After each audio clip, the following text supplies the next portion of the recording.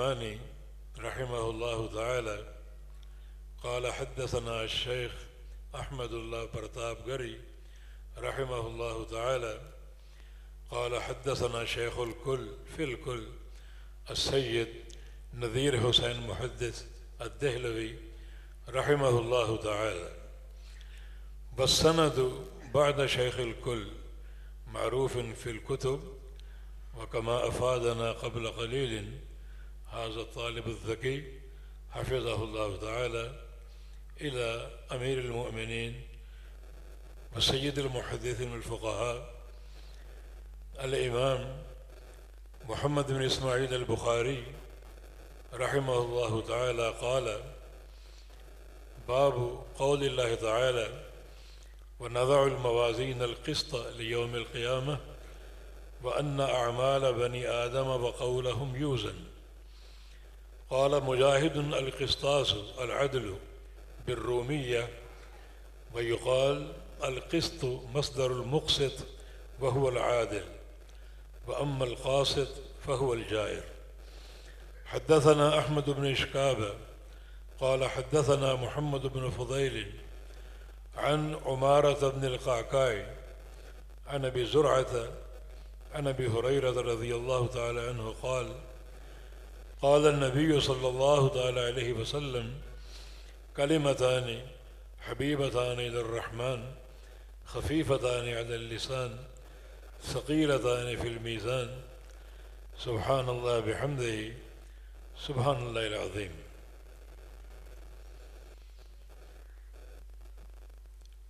فضیلت مآب اور عزت مآب حضرت الامیر حفظہ اللہ تعالیٰ کے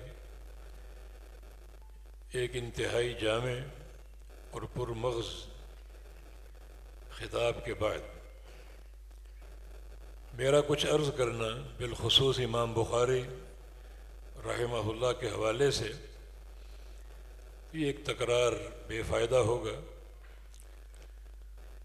اور میری بھی ہمت نہیں بن رہی کہ میں حضرت الامیر کی موجودگی میں کچھ گزارشات پیش کروں۔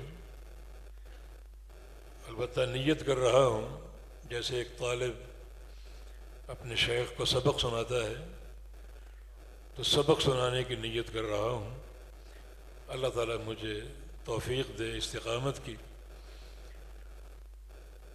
وقت انتہائی کم ہے اور میرے بعد کچھ اور بھی خطابات آپ نے سننے ہیں، کسی تفصیلی گفتگو کی اس وقت گنجائش نہیں ہے۔ بس یہ آخری باب جو امام بخاری نے قائم کیا ہے، وزن اعمال، جس کا موضوع ہے قرآن کی ایک آیت پر، باب قول اللہ تعالی وَنَضَعُ الْمَوَازِينَ الْقِسْطَ لِيَوْمِ الْقِيَامَةِ۔ ہم قیامت کے حساب کے لیے عدل کا میزان قائم کریں گے۔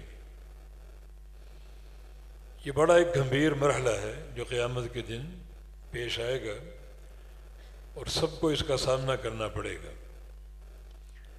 اس کی خطورت کی دلیل ایک حدیث جس کو امام منذری رحمہ اللہ الترغیب و ترہیب میں لائے، اور شیخ البانی نے اس کو صحیح کہا کہ جناب انس مالک رضی اللہ عنہ نے نبی علیہ السلام سے ایک خواہش ظاہر کی: ارید ان تشفع لی یوم القیامہ، میری چاہت ہے کہ آپ قیامت کے دن میری سفارش فرمائیں، شفاعت فرمائیں۔ وہ دن بڑا مشکل ہے اور حساب کا معاملہ بہت ہی ایک شدید اور انتہائی مشکل ہے، تو آپ میری شفاعت فرمائیں۔ فرمایا کہ انی فاعل ذالک انشاءاللہ۔ انس ٹھیک ہے، میں آپ کی شفاعت کروں گا۔ اگلا سوال کیا کہ این اجدک یوم القیامہ، میں قیامت کے دن آپ کو کہاں پاؤں؟ ایک جمع غفیر ہوگا اور سارے اولین و آخرین اس میدان میں جمع ہوں گے، تو آپ کو کہاں ڈھونڈوں گا؟ فرمایا کہ اول ما تجدنی عند الصراط، سب سے پہلے مجھے پل صراط کے پاس آ کے دیکھنا، اور اگر وہاں نہ ملوں تو تجدنی عند المیزان، پھر اس مرحلے پر آنا جہاں میزان قائم ہوگا۔ کہ میزان اور پل صراط دونوں قریب قریب ہیں، ادھر وزن اعمال سے فارغ ہوئے، ادھر پل صراط جس سے گزرنا ہے، اور دونوں مرحلے قریب ہیں۔ اور نبی علیہ السلام کے حدیث کے مطابق حلت الشفاعہ، اس مقام پر شفاعت حلال ہو جائے گی، اور اللہ رب العزت شافعین کو سفارش کرنے کی، شفاعت کرنے کی اجازت دے گا۔ تو اللہ کے پیارے پیغمبر کبھی پل صراط کے پاس ہوں گے، اور کبھی میزان کے پاس، اور کبھی حوض کوثر کے پاس۔ تو ان مقامات پر اس لیے یہ دونوں مقامات بڑے سنگین اور سخت ہیں، اور یہاں بڑے بڑے لوگ گر جائیں گے۔ صحیح بخاری کی حدیث ہے، رب سمین لا یدن عند اللہ جناح بعوضہ، بہت سے بھاری بھرکم لوگ آئیں گے، قد و کاٹھ والے، اور نیکیاں لے کر۔ اللہ تعالیٰ فرمائے کہ ان کو تولو، نیکیاں بھی تولو، ان کو بھی تولو۔ جب دونوں کا وزن کیا جائے گا تو دونوں کا وزن ایک مچھر کے پر کے برابر بھی نہیں ہوگا۔ بڑا یہ گھمبیر مرحلہ ہے۔ تو فرمایا کہ میں وہاں تمہیں ملوں گا، بار بار وہاں آؤں گا اپنی امت کی شفاعت کے لیے۔ یہ حدیث اس بات کی دلیل ہے کہ یہ مرحلہ بڑا ہی سنگین اور بڑا گھمبیر ہے، اور یہاں کا معاملہ بڑا سخت ہے۔ در حقیقت امام بخاری رحمہ اللہ نے اسی موضوع کے تعلق سے سفر کا آغاز کیا تھا صحیح بخاری کے۔ شروع میں دو چیزیں، ایک باب بدل وحی، یہ بتانے کے لیے کہ یہ دین وحی ہے، یہ آراء کا اور قیاسوں کا، ذاتی تخرصات کا اور اقتراحات کا نام نہیں ہے، یہ کسی کے ملفوظات کا نام نہیں اور کسی کے اقوال کا نام نہیں ہے، بلکہ یہ دین اللہ تعالیٰ کی وحی کا دین۔ حدیث لائے اگرچہ ظاہری تعلق نہیں بنتا، انما الاعمال بالنیات بطور مقدمے کے، بہت سے شارحین نے اسے بخاری کا مقدمہ قرار دیا، جس میں اخلاص نیت کا پیغام ہے کہ بے شک سارے اعمال جو ہیں، چھوٹے ہوں یا بڑے ہوں، ان کی صحت اور قبولیت جو ہے اس کا مدار انسان کی نیت ہے۔ تو یہ دین اخلاص ہے۔ وما امروا الا ليعبدوا الله مخلصین له الدین۔ امروا جمع مجہول کا صیغہ ہے، اور اس میں ساری امتوں اور ان کے انبیاء کا ذکر، جتنے انبیاء سابقین اور امم سابقہ، انہیں اخلاص کا حکم دیا گیا ہے۔ تو گویا دین دو چیزوں کا نام ہے، ایک اخلاص نیت، اور دوسرا جو بھی عمل کرو اس کو مطابقت حاصل ہو محمد مصطفیٰ علیہ السلام کی، آپ کی سنت کی، آپ کی حدیث کی۔ علماء نے دو حدیثوں کا انتخاب کیا ہے، اور ان دو حدیثوں کو پورے دین کی برہان قرار دیا۔ جو ان کو سمجھ جائے، ان کو اپنا لے، پورا دین اس کی جیب میں۔ ایک حدیث سارے اعمال کی باطنی برہان ہے، اور دوسری حدیث سارے اعمال کی ظاہری برہان۔ باطنی برہان یہی حدیث انما الاعمال بالنیات، نیت ایک باطنی عمل ہے، دل کا فعل ہے، تو سارے اعمال کی صحت اور قبولیت انسان کی نیت پر ہے۔ یہ باطنی برہان ہر عمل کے لیے۔ الاعمال ویسے جمع کا صیغہ ہے، الف لام بھی اس میں استغراقی، سارے اعمال، کوئی عمل نیت سے خالی نہیں ہے۔ ہر عمل کی قبولیت جو ہے وہ انسان کی نیت پر ہے۔ آگے مثال تک دی ہجرت کے عمل کی۔ ہجرت جیسا عظیم عمل بھی اگر نیت کے برعکس ہوگا، اخلاص سے خالی ہوگا، تو اس کا کوئی ثواب نہیں۔ ہجرت میں انسان اپنا گھر چھوڑتا ہے، اپنا وطن چھوڑتا ہے، اور طویل سفر کہہ کے جاتا ہے اجنبیوں کے علاقے میں، لیکن اگر نیت نہیں، اخلاص نہیں ہے، یہ عمل بھی بیکار ہے۔ حالانکہ عمل بڑا مبارک ہے، نبی علیہ السلام کی حدیث ہے والہجرۃ تجب ما کان قبلہا، ہجرت کر لینے سے سابقہ زندگی کے سارے گناہ معاف ہو جاتے ہیں، ہجرت کا اجر۔ مگر یہ عمل اگر نیت سے خالی ہے، اخلاص سے خالی ہے، تو بالکل بیکار، کوئی اس کا فائدہ نہیں۔ دوسری برہان ظاہری ہر عمل کے لیے، اور وہ نبی علیہ السلام کی حدیث صحیح مسلم میں، اور الفاظ کے اختلاف کے صحیح بخاری میں بھی، من عمل عملا لیس علیہ امرنا فہو رد، جس شخص نے کوئی ایسا عمل کیا جس عمل پر ہمارا ٹھپا نہ ہو، وہ عمل ہمارے امر کے خلاف، اس عمل کو ہماری تصدیق حاصل نہ ہو، اس پر مہر تصدیق ثبت نہ ہو، وہ مردود ہے۔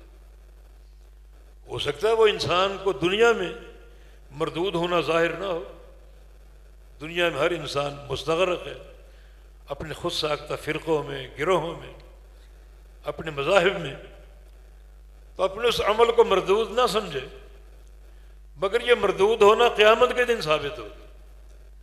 محمد بن منقدر رحمہ اللہ علماء تابعین میں سے ایک بار رو پڑے، پھوٹ پھوٹ کے رو پڑے، لوگ تسلیاں دے رہے ہیں، خاموش کروا رہے ہیں، رونا بند ہی نہیں ہو رہا۔ اس ایک وقت کے محدث تھے اور بڑے عالم اور زاہد ابو حازم رحمہ اللہ، انہیں بلایا گیا کہ وہ ان سے آ کر پوچھیں کیوں آپ رو رہے ہیں اتنا طویل، کہ آپ کے آنسو تھم ہی نہیں رہے۔ ابو حازم آ گئے، پوچھا کیوں رو رہے؟ تو چونکہ شیخ تھے ان کے، بتانا پڑا کہ قرآن کی ایک آیت کریمہ میرے سامنے آ گئی، اس کے معنی پر غور کر کے رو رہا ہوں۔ کون سی آیت ہے؟ وَبَدَا لَهُم مِّنَ اللَّهِ مَا لَمْ يَكُونُوا يَحْتَسِبُونَ، کہ قیامت کے دن بہت سے لوگ ایسے ہوں گے، اعمال کے ڈھیر ہیں، نیکیوں کے ڈھیر لگے ہوئے، کہ امثال جبال تہامہ، تہامہ پہاڑوں کی چوٹیوں کی مانند عمل کھڑے ہیں، مگر اللہ تعالیٰ کی طرف سے اچانک ان کے حق میں ایسا فیصلہ صادر ہوگا جس کی ان کو توقع نہیں ہوگی، توقع کے خلاف۔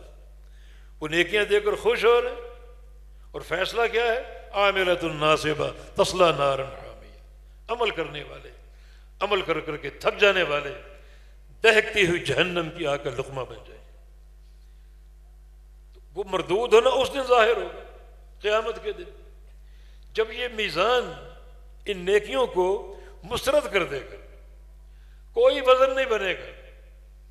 امام بخاری رحمہ اللہ نے جس موضوع پر سفر کا آغاز کیا، عقیدہ ہو، عمل ہو، اس کی صحت ان دو بنیادوں پر ہے، اخلاص نیت ہے اور پیغمبر علیہ السلام کے طریقے اور آپ کی سنت کی مطابقت ہے، وہیں اختتام ہو رہا ہے کہ اب حساب کا وقت ہے۔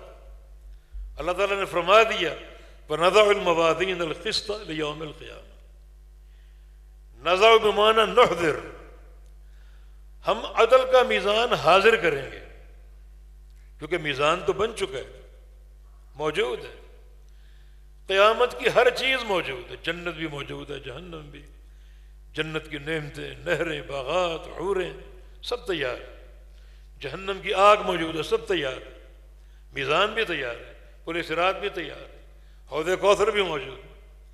اس کو حاضر کریں گے جب سارے اولین و آخرین جمع ہو جائیں گی، حساب و کتاب کے مرحلے میں لوگ داخل ہوں گے، تو بیچ میں لا کر میزان کو بھی گاڑ دیا جائے گا۔ یہ دنیا کا ترازو نہیں ہے، اتنا بڑا یہ میدان ہے، اس کے ایک پلڑے میں ساتوں آسمان اور ساتوں زمینیں اور آسمانوں اور زمینوں کی ساری مخلوق سما سکتی، ایک پلڑے میں، اتنا بڑا میدان۔ اب یہ امتحان کا وقت ہے، حالانکہ اعمال محدود ہی ہیں، گنتی کے، نمازیں 5 فرض ہیں، روزے 30 فرض ہیں، زکوٰۃ 2.5% ہے، عشر کی اپنی ایک مقدار، حج 1 بار فرض ہے، تو گنتی سے کام چلایا جا سکتا تھا۔ اس کی نمازیں گنو، اس کی زکوٰۃ کا 1 پیسہ گنو، اتنی اس کی زندگی تھی، روزے شمار کرو، روزے گنو، تو گنتی پر کامیابی ہو سکتی تھی، ناکامی ہو سکتی تھی۔ نمازیں کم ہیں یا زیادہ ہیں؟ پوری ہیں، پوری ہیں تو کامیاب ہے، کم ہے تو ناکام ہے۔ روزے پورے ہیں یا کم ہیں؟ پورے ہیں تو کامیاب ہے، کم ہے تو ناکام۔ زکوٰۃ پوری ادا کی یا کم کی؟ تو گنتی پر معاملہ چل سکتا تھا، لیکن نہیں۔ یہ دو فریضے جو ہیں، ہر عمل کی صحت کا مدار اخلاص نیت ہے، اور ہر عمل کی صحت کا مدار اللہ کے پیارے پیغمبر کی سنت کی اتباع اور اقتداء ہے۔ اب ان دو فریضوں کے ساتھ ان اعمال کے حساب کی باری ہے۔ گنتی تو پوری ہے، اب یہ دو چیزیں موجود ہیں یا نہیں؟ یوں سمجھے کہ ایک مقدار ہے اور ایک معیار ہے۔ مقدار کا معنی اعمال کا شمار کرنا، اعمال کی گنتی، اور معیار کا معنی یہ دو چیزیں جو عمل کی صحت کو بطور معیار کے جس کو پیش کیا گیا وہ موجود ہے یا نہیں؟ عمل تو موجود ہے۔ عمل کرنے والا کیسا تھا؟ ریاکار تو نہیں تھا، مخلص تھا یا نہیں تھا، دنیا کی شہرت و مطلوب نہیں تھی، دنیا کی واہ واہ کا بھوکا تو نہیں تھا، دنیا کی طلب تو نہیں تھی، اخلاص کا فقدان تو نہیں تھا۔ اس بنیاد پر عمل تولا جائے گا۔ اور اگر اخلاص موجود ہے مگر وہ عمل سنت کی اتباع سے خارج ہے، نبی علیہ السلام کی اقتداء نہیں ہے اور آپ کی پیروی نہیں ہے، تو پھر بھی وہ عمل بیکار ہے، کوئی وزن نہیں ہوگا۔ تو یہ مرحلہ میزان، وَنَضَعُ الْمَوَازِينَ الْقِسْطَ، یہ موازین قسط ہے، جمع کا صیغہ اسی لیے کہ اس کو چھوٹا میزان نہ سمجھا جائے، بڑا میزان ہے، بڑا میزان جس کا حجم آپ نے سن لیا، بڑا میزان نہیں ہے۔ بعض اوقات ایک شے کی تعظیم اور اس کی توقیر اور اس کی عظمت اور ہیبت کو ظاہر کرنے کے لیے جمع کا صیغہ استعمال ہوتا ہے۔ کذبت قوم نوح المرسلین، قوم نوح نے مرسلین کی تکذیب، حالانکہ نبی تو ایک ہی تھے، اور مرسلین جمع کا صیغہ ہے۔ اس میں ان کی تعظیم اور ان کی شان کا اظہار مقصود ہے۔ انبیاء کے گروہ میں سے واحد وہ نبی ہیں جنہوں نے 950 سال تک عقیدہ توحید کی خدمت کی، 950 سال صرف کیے اپنی قوم کے سامنے توحید بیان کرنے کے لیے، اتنی عظیم اور طویل عمر، اور اس میں آسائشیں نہیں تھیں، سوشل بائیکاٹ کا سامنا کرنا پڑا، بڑی تکلیفیں جھیلنی پڑی، بڑے تانے سننے پڑے۔ تو اس لحاظ سے کامیاب زندگی، تانے سن لیے، بے شمار اذیتیں برداشت کر لی، مگر منہج توحید میں تنازل برداشت نہیں کیا، ایک لمحہ یا ایک انچ کے لیے پیچھے سرکنا یا ہٹنا قبول نہیں کیا۔ تو ایسا نبی عظیم الشان ہے، ایک نبی ہے مگر جمع کے صیغے سے ان کا ذکر ہوا تاکہ ان کی عظمت واضح ہو۔ وَنَضَعُ الْمَوَازِينَ الْقِسْطَ لِيَوْمِ الْقِيَامَةِ، یا تو یہ لام بمعنی فی ہے، ظرفیہ، فی یوم القیامہ، یہ قیامت کے دن یہ عمل ہوگا، عدل کا میزان قائم ہونا۔ تو پھر یہ حروف جارہ میں ایک تناوب ہوتا ہے، تناوب یعنی ایک حرف دوسرے کی جگہ استعمال ہوتا ہے۔ یہاں لام فی کی جگہ استعمال ہے، یہ فی کے معنی میں ظرفیہ، یا پھر اپنے حقیقی معنی میں لام حذف مضاف کے ساتھ، یعنی عدل کا میزان قائم کیوں کریں گے؟ لحساب یوم القیامہ، قیامت کے حساب کے لیے۔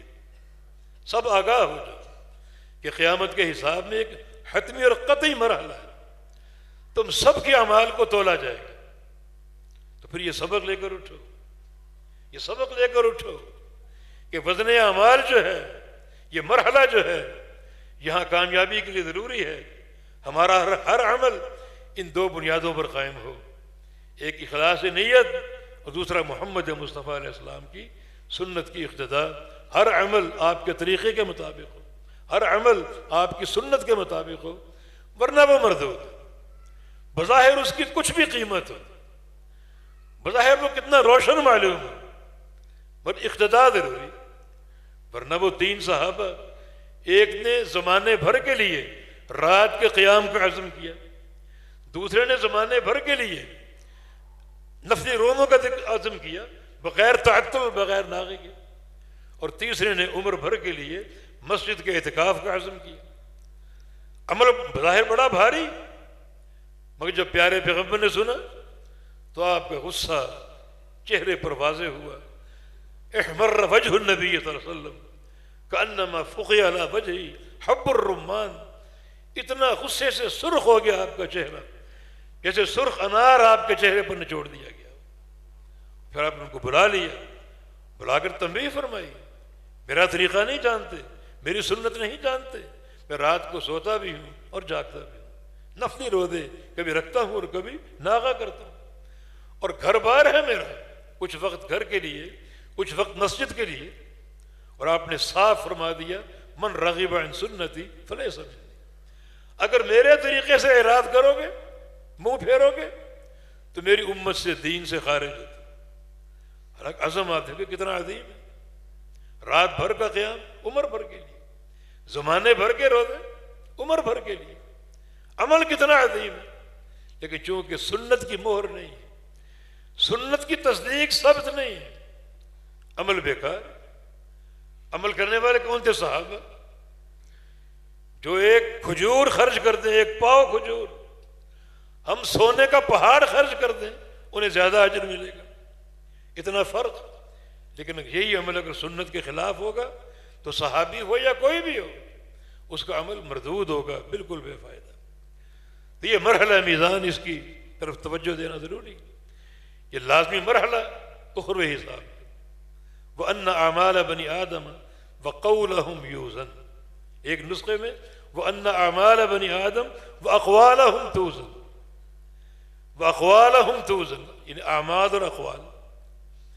اعمال اور اقوال ہو تو معنی واضح ہے، بنو آدم کے اعمال بھی تولے جائیں گے، اقوال بھی تولے جائیں گے. جو زبان کی گفتار ہے، زبان کے بول ہیں، وہ اللہ کا ذکر کر لو یا غیبت کر لو.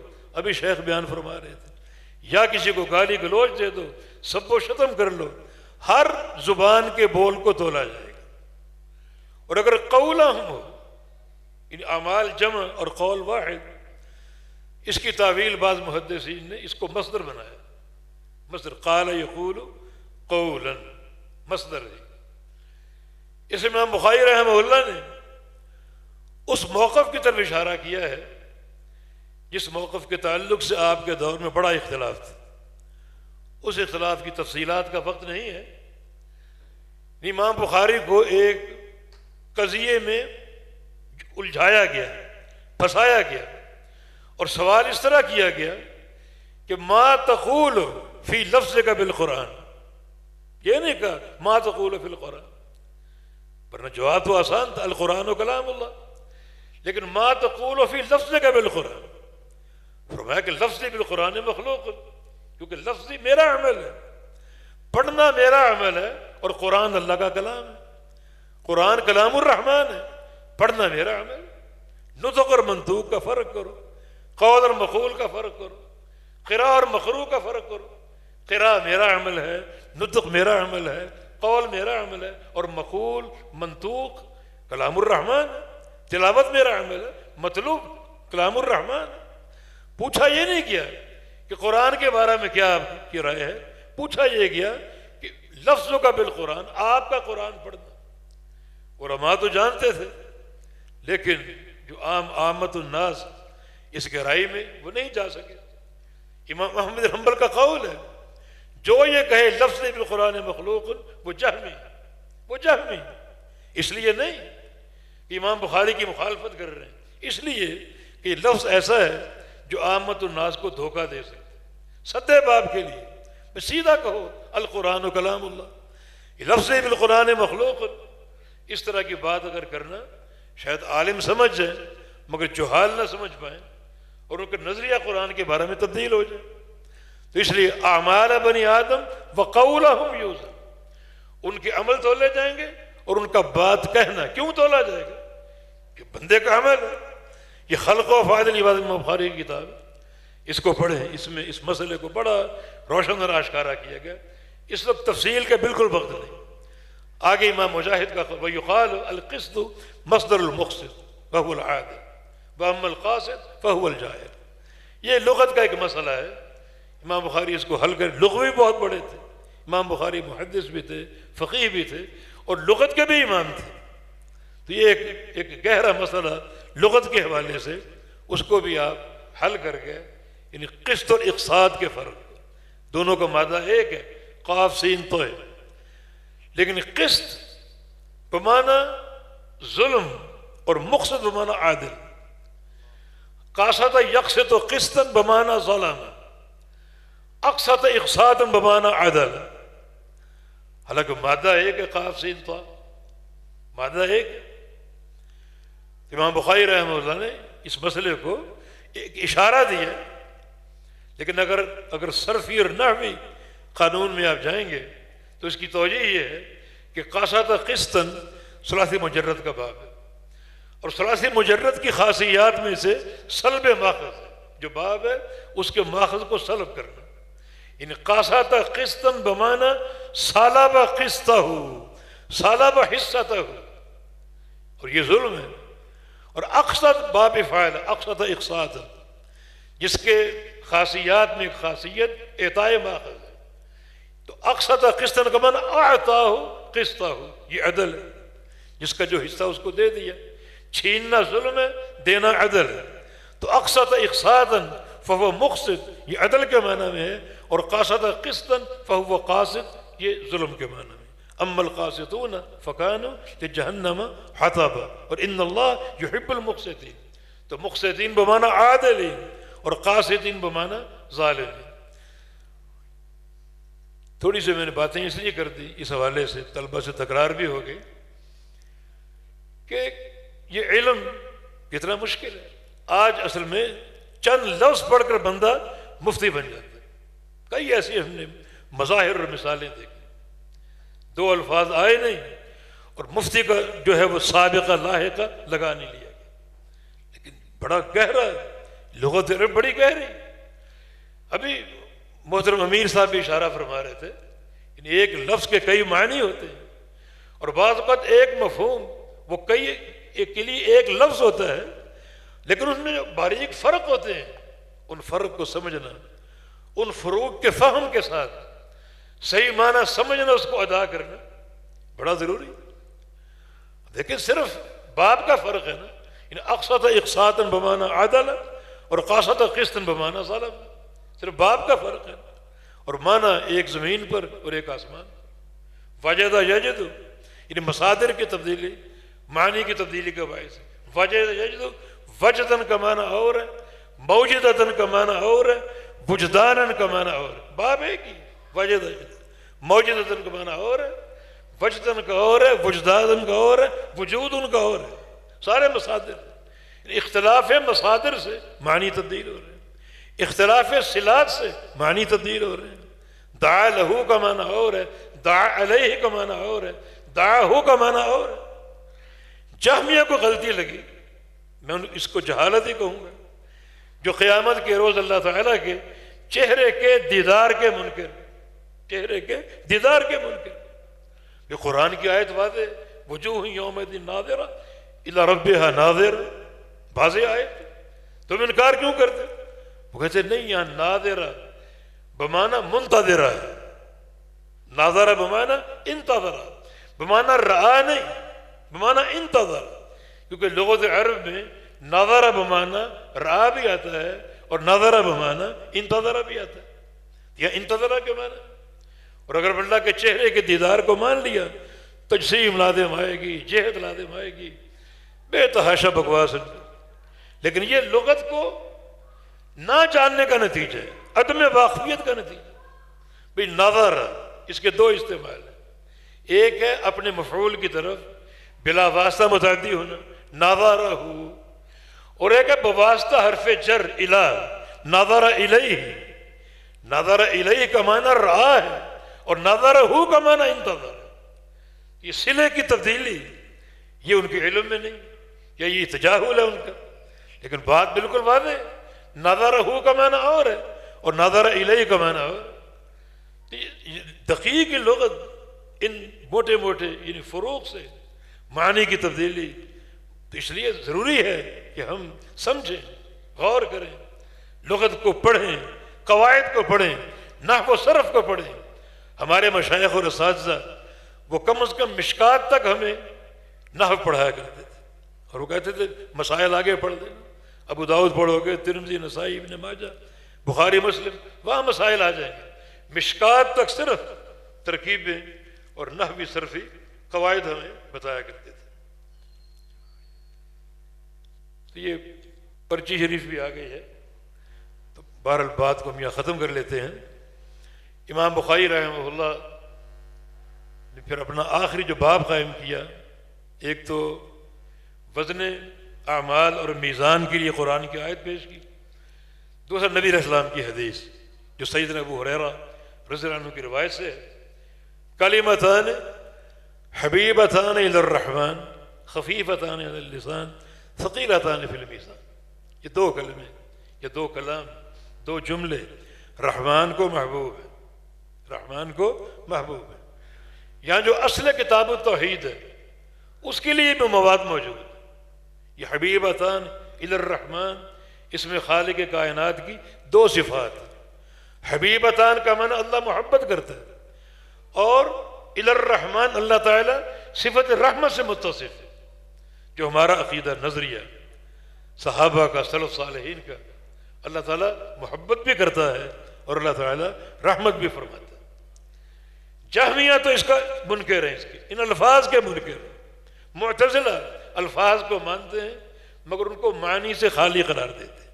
وہ کہتا ہے رحمان بدون رحمہ، بلا رحمہ، عزیز بلا عزت، سمیع بلا سمع، بصیر بلا بصر۔ پتہ نہیں کیا ان کا مذہب۔ اور جو بعد میں ماتریدیہ، اشاعرہ، انہوں نے الفاظ کو مانا، معنی کو مانا، مگر معنی میں منمانی کی تعویلیں کی۔ اب یہ رحمان اور محبت، رحیم، رحمت اور محبت، یہ دونوں، ان دونوں میں تعویلیں کی ہوتی۔ اگر رحمت کو مان لیں، رحمت مخلوق بھی کرتی ہے، محبت کو مان لیں، محبت مخلوق بھی کرتی ہے، تو پھر تشبیہ لازم آئے گی۔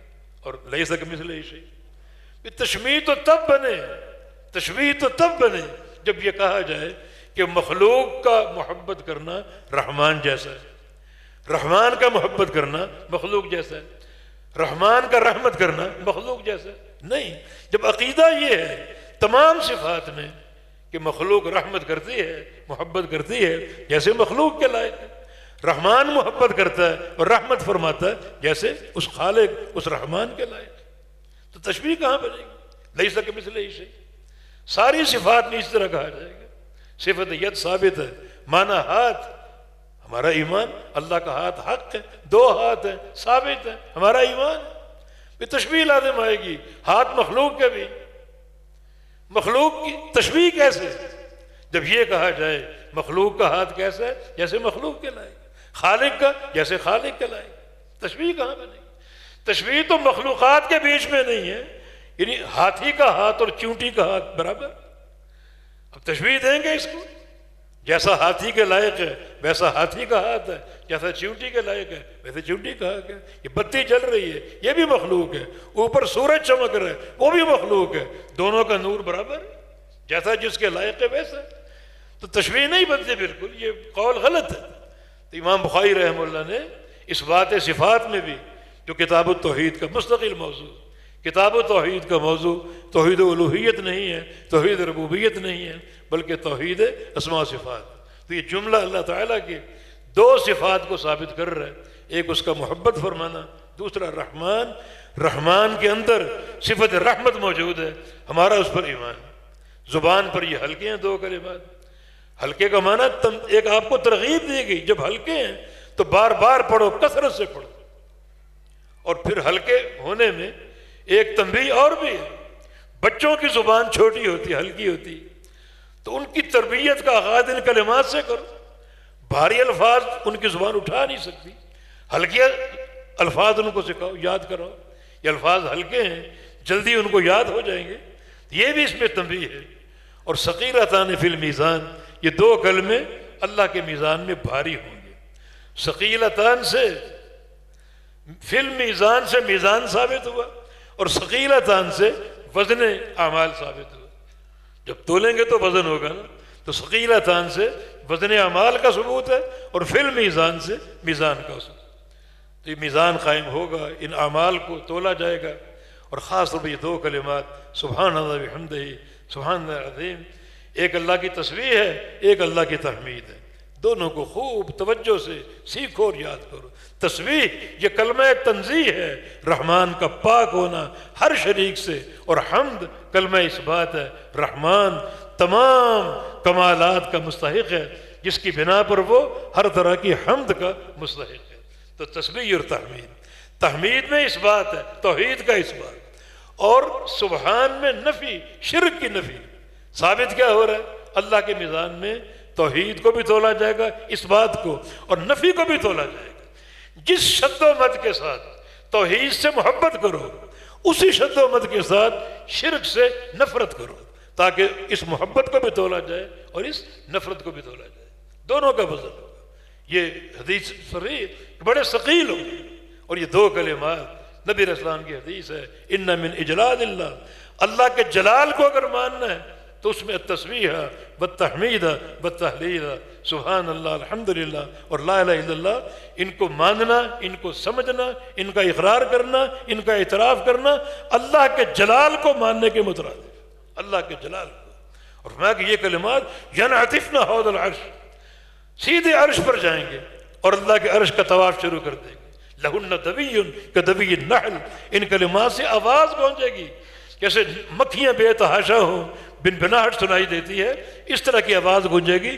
یذکرن بصاحبہا، اور جس شخص نے یہ کلمات پڑھے ہوں گے اور اوپر کو گئے ہیں، اس شخص کا نام لے کر ان کلمات کا ذکر کیا جائے گا. عزیز بچوں کے لیے ایک نصیحت، امام بخاری کے شیخ عاصم النبیل رحمہ اللہ، ان کا قول، نبیل تھے نام کے اور نبیل تھے وہ اپنے فہم اور ذہن کے اعتبار سے بھی. ان کا ایک قول ہے، من طلب هذا الحدیث فقد طلب اعلی الامور، جو بھی اس حدیث کا طالب ہو وہ یقین کر لے کہ وہ سب سے اعلیٰ شے کا طالب ہے. فعلیہ یکون خیر الناس، اس پر یہ فرض ہے کہ وہ سب سے اعلیٰ بن جائے اور سب سے بہترین بن جائے، عقیدے میں، عمل میں، تصرفات میں، اٹھنے بیٹھنے میں، کھانے پینے میں، چلنے پھرنے میں سب سے اعلیٰ اور خیر ہو جائے. معنی اس کے تمام تصرفات میں خوشبو آئے محمد مصطفیٰ علیہ السلام کی سنت کی اور آپ کی حدیث کی. وآخر دعوانا ان الحمد للہ رب العالمین.